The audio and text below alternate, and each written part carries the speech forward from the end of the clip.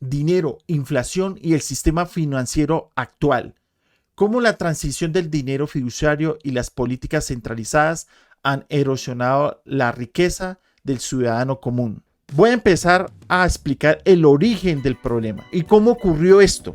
Esto empezó sencillamente con la gran transición del dinero. Con esto, en el pasado, cuando los comerciantes empezaron a hacer los intercambios debido a que los grandes volúmenes de mercancía eran intercambiadas con otros volúmenes de mercancía, esto presentaba un gran problema de que no era fácil de transportar la mercancía y hacer los intercambios directo, más conocido en el mundo como el trueque. Pero después de ese sistema hubo un reemplazo. El reemplazo fue la búsqueda de elementos que fueran de pequeño tamaño, y con este pequeño tamaño así podría hacer el intercambio más fácil, recibir los productos que se estaban negociando en ese momento. Entonces, los comerciantes, al dar el primer paso, ellos encontraron debajo de la tierra un metal que era muy escaso. Por lo tanto, no era fácil, porque el metal,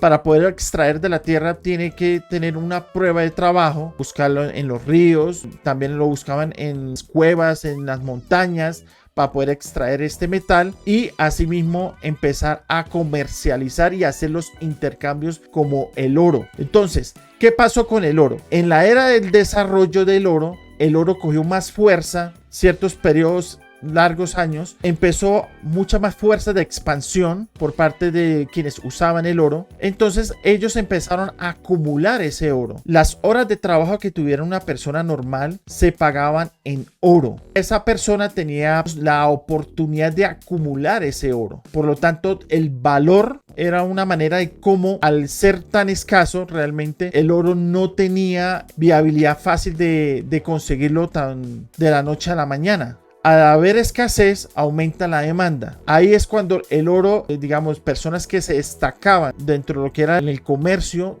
tradicional, empezaba a recibir más oro y a acumularlo. Se lo entregaban a alguien, de cierta manera. ¿Para qué? Para que lo pudieran fundirlo y crear estos bloques. Más adelante los llamamos como lingotes. Pero la persona que estaba cumpliendo con este trabajo eran los orfebres. Eran unas personas que se encargaban de poder trabajar ese oro y transformarlo, ya sea en figuras, ya sea objetos. Muchos comúnmente lo conocemos como lingotes. Con estos elementos era mucho más fácil poderlo almacenar. Por la cantidad de onzas que tuviera en custodia con el orfebre, le entregaba un documento, y este documento se le llamó más adelante como un acta, como algo que respaldaba la cantidad de oro equivalente a lo que el documento dice.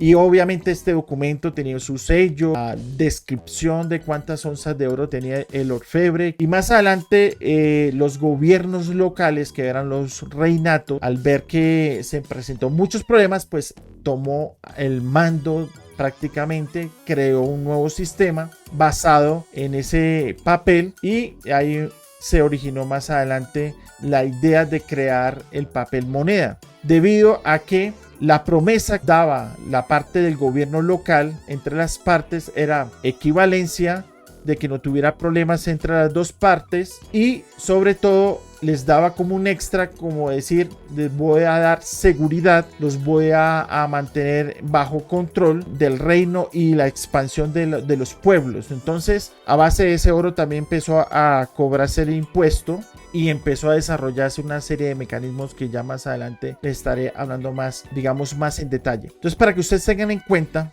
ya dándole un breve resumen de lo que era, cómo empezó a surgir en el mundo, que es el dinero de papel, pero era respaldado por el oro. A medida de que se fue desarrollando los pueblos, fue creciendo más los ejércitos, y empezaron a expandirse por el mundo los reinatos, que es la fuerza militar y demás, financiada precisamente con el cobro de los impuestos. Quienes eran los poseedores de oro, se medía la cantidad de riqueza que tuviera una persona. A raíz de que la gente empezó a sentir que era mejor la transacción no sacando la cantidad de oro que tuviera guardado en el banco, hacer los intercambios con los papeles. Ahí es donde realmente a través de los gobiernos locales, en este caso el reinato, empezó a crear un formato, llamémoslo así, de billete donde iba la cara de la reina o la cara del rey, una descripción de lo que era el respaldo por parte del gobierno local, y pues ahí nace los billetes. ¿Qué pasó con eso? Lo que le empiezo a explicar a través de este slide es que en el pasado, cuando empezó la mercancía a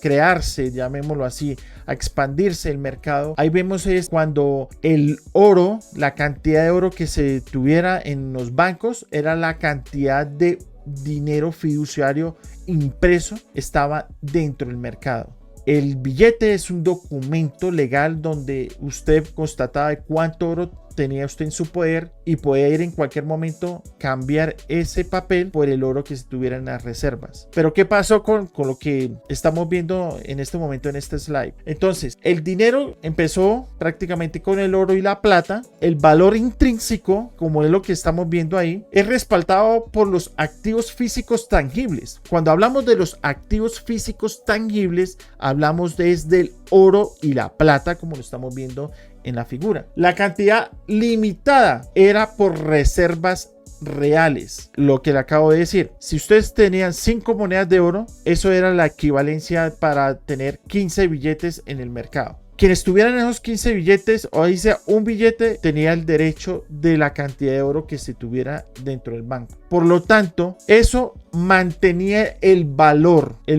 adquisitivo, porque no había tanto papel, pero sí había una equidad entre el papel y el oro. Eso mantendría el valor por mucho tiempo. ¿Qué pasó en el punto de quiebre del año 1971? Un presidente de los Estados Unidos que se llama Richard Nixon, este señor separó el patrón del oro del dinero fiduciario, o sea, del dinero de papel. Cuando separó el patrón, prácticamente les dio el derecho a los gobiernos, en este caso al gobierno local o al gobierno de la política tradicional, de tener el derecho de la expansión de más dinero a criterio, a través de un decreto. Lo que significa que lo que estamos viendo nosotros aquí es cuando llegó el fin de la convertibilidad, y es ahí cuando rompe unilateralmente un acuerdo de Bretton Woods. Este acuerdo era el que mantenía prácticamente de no imprimir más dinero de acuerdo a la cantidad de oro que tuviera en la reserva de los Estados Unidos. Como estábamos hablando de los orfebres, el banco principal de los Estados Unidos, quien mantenía la reserva de oro, se llama el Banco La Reserva Federal. Y ellos son los encargados de saber cuánto oro hay en toda la nación, y de acuerdo a ese oro era la cantidad de dinero fiduciario que había en el mercado. Por lo tanto, esto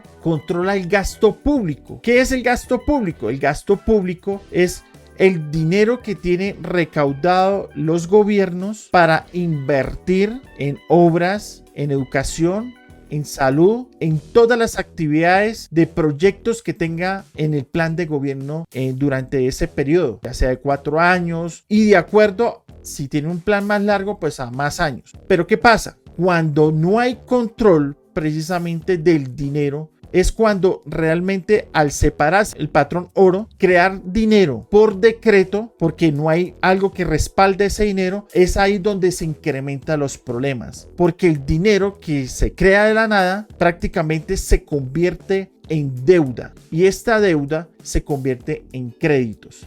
Entonces, volviendo nosotros aquí a la presentación, vamos a ver que el dinero del presente es el número aumentado de humo de este dinero de papel creado por decreto y que realmente no tiene ningún control, y sobre todo eso aumenta el consumo, porque al salir todo este dinero al circulante, a la gente, al mercado, aumenta, las personas tienen más dinero y gastan más, lo que nos trae a nosotros un problema gravísimo, porque este dinero, al ser creado de la nada, pero no tener un valor que realmente lo controle, automáticamente dispara los precios del mercado, y es lo que estamos viendo aquí donde dice el dinero fiduciario fiat, que dice que el valor viene por decreto sin respaldo tangible, depende de confianza e imposición estatal. O sea, por cuando cada vez hay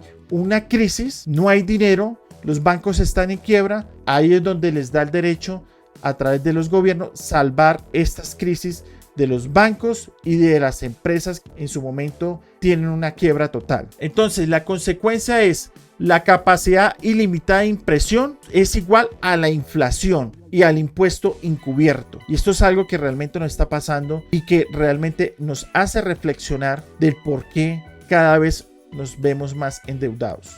Vamos perdiendo el activo más valioso de cualquier ser humano, que es el tiempo. Esto es algo que realmente de verdad me lleva muy duro en el corazón. Pero ustedes se preguntarán, esto es un canal de criptomonedas, ¿y por qué les estoy hablando de esto? Porque es que precisamente de ahí vino una idea.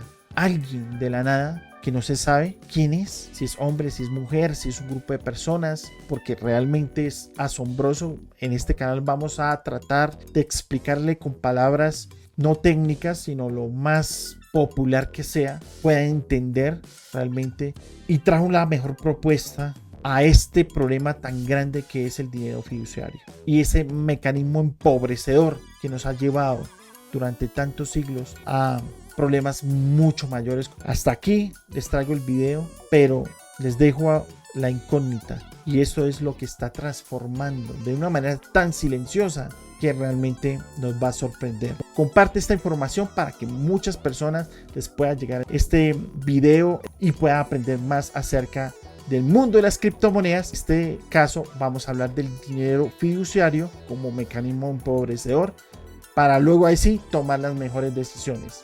Nos vemos en el siguiente video.